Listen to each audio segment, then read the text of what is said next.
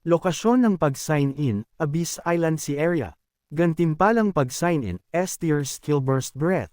Ipunan ang lahat ng enerhiya sa loob ng katawan at maglabas ng mapaminsalang sinag ng liwanag mula sa bibig, na kilala bilang pinakamatibay na tagapagsalita sa kasaysayan.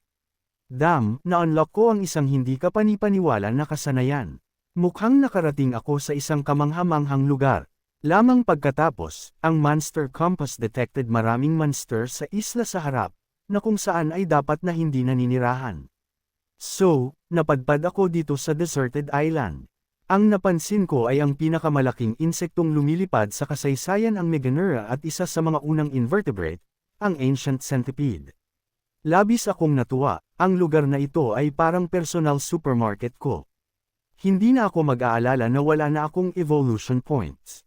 Habang naghahanda ako para sa isang hamon sa kaligtasan sa Desierto Isla, ilang pterosaurs ang lumipad sa ibabaw ng ulo, isa sa mga ito ay direktang inatake ako. Nakikita ba akong biktima? Mukhang minamaliit na naman ako. Pero medyo sumakit nga ang maliit na claw ng manok na iyon. Kaya, bigla akong tumalikod, kinagat ang pakpak ng pterosaur, at yank ito pababa. Parang manok ang lasa, kaya crunchy. Binabati kita sa iyong unang devo-uring ng isang pterosaur, gantimpala makakuha ng evolution points dagdag 1000. Napagod na ako sa pagkain sa dagat araw-araw, ang sarap baguhin ng mga bagay-bagay. Dahil hindi ka bababa, hayaan mo akong subukan ang aking nirvana technique. Nagliwanag ang aking dorsal fin, naghahanda na gamitin ang burst breath. Nakita ng mga pterosaur ang aking paninindigan, nanginginig din sa takot. Sa sumunod na segundo, isang maliit na apoy ang bumulaga sa aking bibig. Halos hindi ako makapaniwala sa aking mga mata. Ano ba naman ang sitwasyong ito? Naramdaman ng mga pterosaurs na ang kanilang katalinuhan ay naiinsulto at nagsimulang maghanda upang atakihin ako. Mabilis akong umatras, hihihi, pero ayaw nila akong pakinggan. Sila dove down sa akin, pekang wildly sa aking katawan. Ano nga ba ang mas magaan na parang maliit na apoy na ito? Ito ang tinatawag mong burst breath, ang system, na mukhang masama ang loob, ay sumagot, paano kaya madaling gamitin ang gayong domineering move? Kailangan mong tumuon, pakiramdam ang daloy ng enerhiya sa bawat limb, at sa wakas, pakawalan ito mula sa iyong bibig. I was utterly confused, Little Kun. Sigurado ka bang hindi mali ang script na nakuha mo? Parang ito ang mga light trouble na iyon na nabasa ko. Turuan mo ako kung paano gamitin ito, mabilis. Kung hindi, kakainin ako ng mga chicken nuggets ko. Little Kun said, naituro ko na sa inyo ang method. Ituon ang iyong enerhiya at tipunin ang kapangyarihan ng iyong katawan sa isang punto. Sa sandaling ito, ang mga pag-atake ng pterosaurs ay tumindi, at maaari ko lamang kulot up sa aking ulo sa aking mga kamay, bahagya na mukhang tulad ng hari ng monsters. Yun lang, naalala ko na binubuli ako sa past life ko. Pinalibutan at binugbog din ako noon, nag-concentrate ako sa isang tao at buong lakas ko siyang pinatumba, at doon ako nakalaya sa kanilang pagkugkog. Ganyan ang pakiramdam. Kalimutan ang sakit, magtuon, at tipunin ang lahat ng lakas sa iyong bibig, paghinga. Ang mga pterosaurs sa harap ko ay direktang tinamaan ng strike na ito, at ang malakas na shockwave ay naapektuhan kahit na isang malayong burol. Umuusok ang aking bibig, at natulala ako sa lakas ng aking welga. Ginawa ko talaga ito. Ang lakas ng welgang iyon ay hindi kapanipaniwala. Gayunpaman, naubos din ito ang aking lakas, kaya parang natutuyo ang aking katawan. Kailangan kong kumain ng mabilis para ma-replenish ang energy na nagastos ko. Pero nung tiningnan ko yung mga pterosaurs sa lupa, lahat sila nasunog hanggang sa uling. Kaya, habang naluluha, kinain ko ang mga ito. Dinala ko ito sa aking sarili, hindi ko masisisi ang iba. Pagkatapos kumain ng nasunog na pterosaurs, ang aking bibig ay lubhang tuyo, at uling ay sa buong ito. Kaya, naghanap ako sa paligid kung may mapagkukunan ng tubig na mamasa-masa ang aking lalamunan. Hindi nagtagal, natagpuan ko ang isang lawa sa ilalim ng burol na katatapos lang na mabulabog. Sa sandaling ito, nadama ko na may isang bagay na off. Ang naturang lawa ay dapat na maraming mga hayop na darating upang uminom, ngunit ito ay talagang tahimik. May nakapangangilabot bang nilalang na nakatago sa lawa na ito? Noon, nagsimulang gumalaw ang maliit na isla sa lawa, at isang napakalaking baka ang tumayo mula sa tubig, ito ang Mountain Giant Ox. Tunay ngang ang isla na ito ay tahanan ng iba't ibang nilalang. Ang Mountain Giant Ox ay naninirahan sa mga lawa at ilog systems at maaaring manatili sa ilalim ng tubig sa loob ng 4 na araw. Ang likod at flanks nito ay natatakpan ng matitigas na buto, at ang bulubunduking likod nito ay lumalabas mula sa tubig na bumubuo ng isang perpektong pagbabalat kayo. Nang sandaling iyon, biglang kinagat ng isang buwaya ang likod na binti ng Mountain Giant Ox, na sinundan ng ilang buwaya pa na lumalabas mula sa tubig. Ito ang mga king crocodiles na nabuhay sa panahon ng Cretaceous sa Africa, at isa sa pinakamalaking species ng buwaya na nabuhay. Pinalibutan nila ang Mountain Giant Ox at nagsimulang umatake. Agad na naging magulo ang ibabaw ng tubig, at walang katapusan ang mga desperado na sigaw ng Mountain Giant Ox. Ilang sandali pa, huminahon ang tubig, naiwan lamang ang matarik na puting buto ng Mountain Giant Ox. Sa puntong ito, napansin ako ng mga haring buwaya sa dalampasigan, at lahat ay lumingon upang tumingin sa akin. Kaya pala walang hayop na nang ahas uminom dito dahil sa grupong ito sa tubig. Sa pagtingin sa sitwasyon, gusto akong hamanin ng mga taong ito. Panahon na para ipakita sa kanila kung sino ang nangungunang mandaragit ng food chain. Nang bumukas ang bibig ng hari buwaya at nakalubog sa akin, bigla itong tumigil. Isang higanteng kamay ang lumabas mula sa gilid ng burol, matatag na hinawakan ang buntot ng isang hari buwaya, at pagkatapos ay hinayla ito papasok, naiwan lamang ang mga mantsa nito sa dugo sa bundok. Hindi ko mapigil ang masira sa malamig na pawis, anong klaseng monster yun, isang ungol ang narinig, at isang figure ang pumutok na nakatapak sa ulo ng hari buwaya. Sinaunang ape iyon. Mahigpit itong tumapak sa mga haring buwaya sa tubig, pagkatapos ay pumili ng isang haring buwaya at nagsimulang lumunin ito. Matapos kainin ang kanyang punuin, matalim nitong iniikot ang ulo upang tumingin sa akin at nagpalabas ng isang ungol. Ang matalinong tao ay hindi kumakain ng nasa harapan niya. Agad akong ngumiti at kumaway ng kamay, pahiwatig na dumadaan lang ako at aalis na ngayon.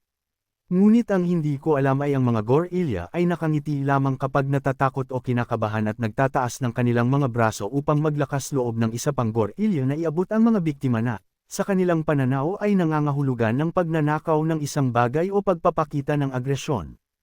Akala ng lalaking ito ay gumagawa ako ng isang takot na mukha at kamakaway para sa mga ito upang iabot ang kanyang biktima, panlalait ito, kaya ito nagpunta berserk. Hinampas nito ng malakas ang sarili, hudyat na magtuturo ito sa akin ng isang aral. Kumalat ang mga paa nito at hinabol ako. Ano na nga ba ang nangyayari, hindi ba ngayon lang naging maayos ang lahat? Tulad ng pag-atake nito sa akin, nag-dodge ako sa gilid at iniwasan ang pag-atake nito. Bagamat malakas ang taong ito, malawak ang kanyang bukas sa bawat galaw at puno ng kahinaan. Simpleng isip na idiot, patuloy na paulit-ulit ang parehong pattern ng pag-atake, pag-aaksaya ng lahat ng kalamnan na iyon. Habang inilunsad nito ang isa pang pag-atake sa akin, nasamsam ko ang sandali, dodged sa gilid, at pagkatapos ay beat down sa braso nito, throwing ito off balance sa isang toss. Agad pagkatapos, tinamaan ko ng malakas ang mga binti nito gamit ang Dragon Tail Whip. Nang bumagsak ito sa lupa, itinaas ko ang kamao ko, handang tapusin ang laban sa isang mabangis na uppercut. Ngunit nakalimutan ko ang pinakamahalagang bagay, ang maiikling braso ko ay talagang disadvantage. Pawisan ako sa lamig, paano ko kaya ito makalimutan sinamantala ng sinaunang ape ang agwat na ito, na nagsingil sa akin, na nagpapadala sa akin ng lumilipad na 12-12 ng metro, at bumagsak ako ng husto sa lupa. Ang loko na ito, sa lakas man o liksi, ay malayo sa akin. Kailangan kong mag-isip ng isang diskarte ng mabilis. Sa sandaling iyon, tumalon ito ng mataas at nagmartilyo pababa sa aking likod. Sa lakas ko ngayon, hindi ko ito kayang tiisin.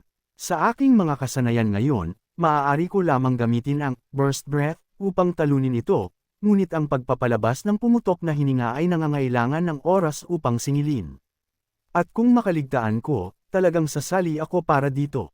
Kaya, sinamantala ko ang sandaling pagkagambala nito at kinagat ang braso nito, na nakahawak kahit gaano man ako nito sampelan, kumapit ako ng hindi binitawan. Pagkaraan ng ilang sandali, ang aking lakas sa wakas ay nagbigay out, at ito pride aking bibig bukas. Biglang may mga pagsabog ng asul na liwanag na lumabas sa aking bibig, na sinundan ng sensasyon na tila may kuryente na dumadaloy sa aking katawan. Masarap ang pakiramdam na bugbugin ako habang nakasakay sa akin, di ba ang sinaunang ape, na nakakaramdam ng panganib, ay agad na tumalon pabalik upang maiwasan ang aking pag-atake. Pero hindi naman ganoon kadali. Inasahan ko na ang paglipat nito at ginamit ko ang aking buntot upang mabalot ito ng mahigpit. Sinusubukan mong umalis. Itigil ang pag-daydream at gawin na lang ang pagsabog na ito. Sa isang kulog na boom, ang aking pumutok na hininga ay tumama sa sinaunang ape ng parisukat, na nagpapadala sa paglipad nito ng 12-dosenang metro. Sa kabila nito, ang ipinagmamalaki kong burst breath ay nag-iwan lamang ng madugong sugat sa katawan nito. Aaminin ko, exceptionally matigas ang katawan ng nilalang na ito. Nang akala ko ay mag-counterattack ito, naglabas ito ng isang frustrated roar at tumakas sa eksena. Tinalo ko talaga ang overlord ng Abyss Island. Ako na ang boss dito mula ngayon. Sa sandaling iyon, bigla akong nakaramdam ng alon ng kahinaan. Hindi ko magamit ang burst breath ng 2 beses sa isang araw, at na-drain na naman ako. Pero dahil nasa harapan ko ang mga king crocodiles, hindi ko sila mapapayag na makita nila ang kahinaan ko, o baka sa huli ay parang ang giant ox ng bundok. Kaya, sumulong ako at dinampot ang mga bangkay ng buwaya. Sinimulan kong lumunin ang mga ito ng ligaw. Para kainin ang mga tira ng iba na may ganoong pangangibabaw, sino pa kaya ang makakagawa nito? Binabati kita sa unang paglamon mo ng isang hari buwaya, nakatanggap ka ng isang espesyal na gantimpala, scales pagpapalakas. Feeling upgraded sa defense, mas malakas pa ang pakiramdam ko. Dahil agad akong napuspos ng kapangyarihan, masarap akong lumaban muli. Naglakad ako ng hakbang-hakbang patungo sa mga hari buwaya, at nagsimula silang magkalat sa lahat ng direksyon. Makalipas ang 1 linggo, pinahusay ko ang burst breath at matagumpay na maaaring magkaroon ng inihaw na karne. System, gusto kong mag-sign in. Lokasyon ng pag-sign in, Abyss Island. Mag-sign in ng gantimpala, A-class skill, radioactive heat ray. Ang isang hindi matatag na gas na nabuo mula sa reaksyon ng radiation sa loob ng isang katawan ng Thunder T-Rex, na nagre-react sa air friction kapag pinalayas, ay lilikha ng isang mataas na init na apoy ng mist, na kilala rin bilang pinakamalakas na bibig na pinabuting bersyon ng kanyan. Nagningning ang aking mga mata, ako ba ang nagtataglay ng katawan ng emperador ng Europa? Ilang kasanayan na ang nakuha ko kamakailan. Nakuha ko ang burst breath nang una akong dumating sa isla, isang na-upgrade na bersyon ng Monster Compass 2 araw na ang nakalilipas, isang kasanayan sa antas ng A na Thorn Armor kahapon, at isang radioactive heat ray ngayon. Kahit si Knife Sham na 1979 na ay hindi maglalakas loob na magbigay ng mga gantimpalang ganito. Sa sandaling iyon, isang maliit na daga ang tumakbo. Ito ay isang prehistorikong higanting daga, isang bagong kaibigan na ginawa ko lang. Ang tawag ko dito ay Little Tangerine. Ito ay may isang napaka-sensitibong pakiramdam ng amoy, palaging dumating sa oras tuwing ako ay may inihaw na karne, at palagi akong nagbabahagi ng isang piraso sa ito dahil ito ay nagpapaalala sa akin ng aking minsan mahina sarili.